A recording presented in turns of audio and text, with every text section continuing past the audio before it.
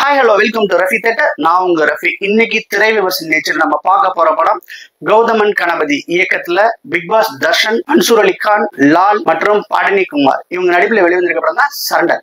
இந்த படத்தோட கதையை பத்தி பார்க்கணும்னா, திருமணிசை போலீஸ் ஸ்டேஷன்ல புதுசா ட்ரைனிங் எஸ்ஐயா ஜாயின் பண்றாரு நம்ம big pass Darshan.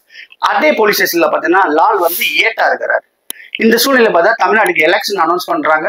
Election announce பண்ணிட்டு இருக்கும்போது பாத்தீங்கன்னா எல்லாரும் தங்களோட துப்பாக்கி, அதாவது யாராரும் லைசன்ஸோட துப்பாக்கி வச்சிருக்காங்களோ அவங்க எல்லாம் துப்பாக்கி ஒப்படைக்க சொல்லிட்டு கவர்மெண்ட் அனௌன்ஸ் பண்ணுது. அந்த ஏரியாவில் இருக்கிற மன்சூர் அலிகான் நடிகராகவே நடிச்சிருக்காரு. அவர் நடிகருக்கு துப்பாக்கி இருக்காங்க இல்லையா, சேஃப்டி கார்டு, அவர் தன்னுடைய துப்பாக்கியை ஒப்படைச்சிட்டு போறாரு. அதுக்கடுத்து பாத்தீங்கன்னா அந்த எலெக்ஷன் தேதி அறிவிச்சாச்சு இல்லையா. சோ அதனால என்ன செய்யுது, ஒரு ஏரியாவுக்கு பாத்தீங்கன்னா பெரிய பெரிய பணம் ஓட்டுக்கு கொடுக்கறதுக்கு சப்ளை பண்றதுக்கான ஒரு கேங் சப்ளை பண்ணிக்கிட்டு இருக்குது. அப்போ ஒரு ஏரியாவில் 10 கோடி ரூபாய் சேரணும். அந்த ஏரியா போலீஸ் எஸ்ஐ தலைமையிலே அந்த ரூபாய் போறாங்க. திடீர்னு பார்த்தா போலீஸ் ஜீப் கவுந்துருது.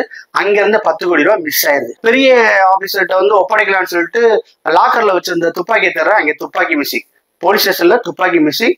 இங்க பாத்தீங்கன்னா அந்த கட்சியோட 10 கோடி ரூபாய் மிஸ்ஸிங். 10 கோடி ரூபாய் எங்கே போச்சு? இந்த துப்பாக்கி காணா போன துப்பாக்கி எடுத்தது யாரு? 2 பேருக்கு என்ன தொடர்பு இருக்குது அப்படிங்கிறத சொல்றதுதான் இந்த படத்துடைய கதை. கதையை பார்த்தோன்னே தெரிஞ்சிச்சு இது ஒரு நல்ல விறுவிறுப்பான படமா தான் இருக்குன்னு சொல்லிட்டு. அதுக்கு ஏத்த மாதிரியே பாத்தீங்கன்னா ட்ரைனிங் எஸ்ஐயா வர்ற நம்ம ஹீரோ தர்ஷன் பாத்தீங்கன்னா ரொம்ப நல்லாவே பண்ணிருக்காப்ல.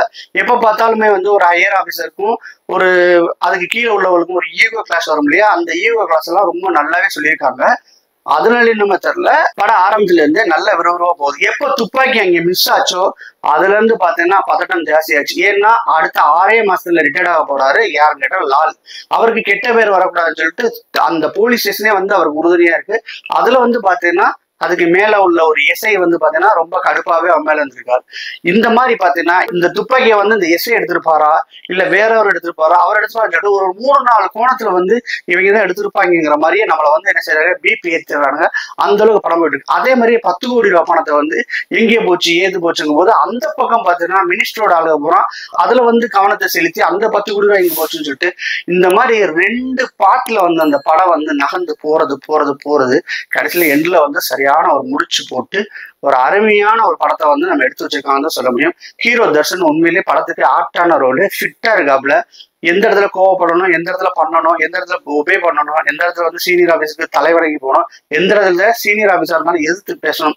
இந்த மாதிரி அந்த டைரக்டர் நல்லாவே அந்த ஸ்கிரீன் பிளே எழுதுனதுனால அதுக்கு ரொம்ப பொருத்தமாவே இருந்தாரு. லால் படத்துக்கு மேஜரான பிளஸ் பாயிண்ட் சொல்ல முடியும். அவரை பாத்தீங்கன்னா 6 மாசத்துல ரிட்டையர்ட் ஆக போற ஒரு ஏட்டு. அவருக்கு 2 பொண்ணுங்க.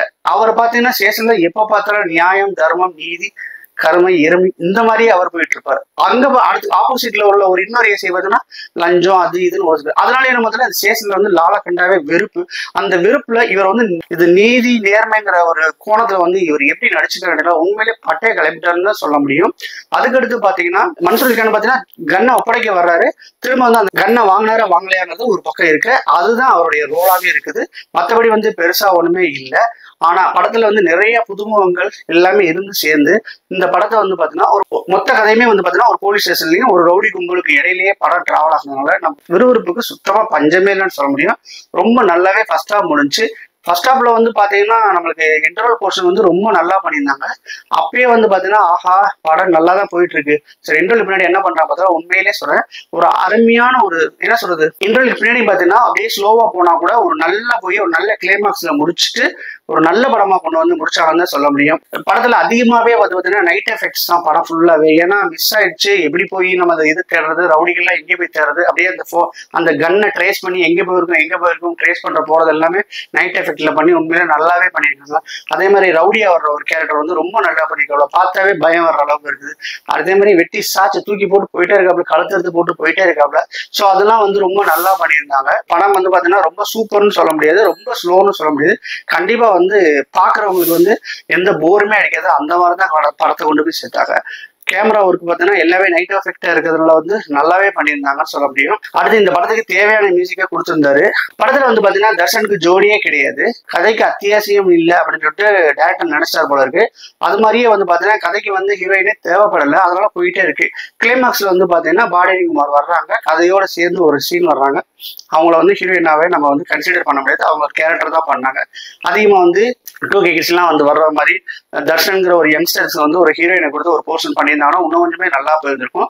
அதை அவங்க பண்ணவே இல்லை. பாடனிக்குமாருக்கும் பார்த்தீங்கன்னா ரொம்ப போர்ஷன் யூஸ் பண்ணல, ஒரு கிளைமாக்ஸ்ல மட்டும் அவங்கள யூஸ் பண்ணிட்டு விட்டுட்டாங்கன்னு சொல்ல முடியும். மியூசிக் வந்து ரொம்ப நல்லாவே போட்டிருந்தாங்க. எடிட்டிங் அதே மாதிரி வந்து நல்லா ஷார்ப்பாக கட் பண்ணியிருந்தாங்க. மொத்தத்தில் இந்த படம் எடிட்டிங் கேட்டீங்கன்னா ரொம்ப விறுவிறுப்பாகவும் போகாது, ரொம்ப ஸ்லோவாகவும் போகாது. ஒரு ஆவரேஜ் வாட்ச்னு தான் நம்ம சொல்ல முடியும், ஒரு டீசென்ட் வாட்ச்னு தான் சொல்ல முடியும். இதுதான் என்னுடைய ரிவ்யூ. இந்த ரிவ்யூ பார்த்துட்டு நீங்க வந்து கால்ஸ் எடுக்கலாம். இந்த படத்தை பார்க்கலாமா பார்க்க வேணாம்னு சொல்லிட்டு. அடல்ட் கண்டென்ட்லாம் ஒன்றும் பெருசாலாம் ஒன்றுமே கிடையாது. கழுத்து இருக்கிற சீன் அந்த மாதிரி கொஞ்சம் சின்ன சின்ன வயலன்ஸ் இருக்குது. அது வந்து வில்லனுக்கு தேவை அப்படிங்கிறதுனால அதையும் கொடுத்துருக்காங்க. மற்றபடி இந்த படம் வந்து பார்த்தீங்கன்னா கண்டிப்பாக ஒரு டீசன்ட் வாட்ச் மூவி தான் சொல்ல முடியும். இந்த படத்துக்கு என்னுடைய மார்க் பார்த்தீங்கன்னா 10க்கு வந்து 6.8 கொடுப்பேன். மீண்டும் வேறொரு வீடியோவில் சந்திக்கிறேன். அதுவரை பாய். இந்த வீடியோ பிடிச்சிருந்துச்சுன்னா லைக் பண்ணுங்க, ஷேர் பண்ணுங்க, கமெண்ட் பண்ணுங்க. ரஃபி தியேட்டரை மறக்காம சப்ஸ்கிரைப் பண்ணிருங்க, பெல் பட்டனை கிளிக் பண்ணிருங்க.